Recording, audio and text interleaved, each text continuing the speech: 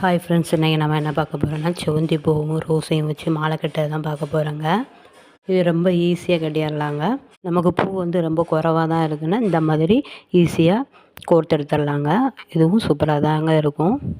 இந்த மாதிரி நீங்களும் ட்ரை பண்ணி பாருங்கள். ஒரு செவந்தி பூவை கொடுத்துக்கிட்டு ரோஸை கமத்தி வச்சு கோர்க்கங்க. இந்த மாதிரி 8 செவந்தி பூவும் ரோஸும் 8 பூ வச்சு இந்த மாதிரி கோர்த்தெடுத்துருக்கேங்க. 2 லேயர் கட்டிக்கிட்டு இந்த மாதிரி 2 லேயர் கட்டிக்கிட்டு அதுக்கு பிறகு குஞ்சத்துக்கு ரெடி பண்ணியிருக்கேங்க. 5 செவந்தியும் ரெட் ரோஸும் காம்பினேஷன் எப்படிங்க இருக்குது, சூப்பராக இருக்குதா பாருங்கள். இந்த மாதிரி 2 லேயரையும் ஜாயின் பண்ணிவிட்டு அடுத்தது குஞ்சத்துக்கு ஜாயின் பண்ணுங்க.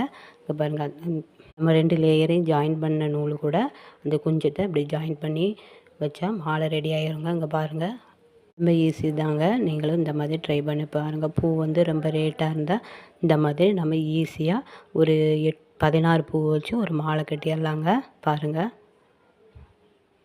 இது பிடிச்சிருந்தனா லைக் பண்ணுங்கள். நீங்களும் இந்த மாதிரி ட்ரை பண்ணி பாருங்கள்.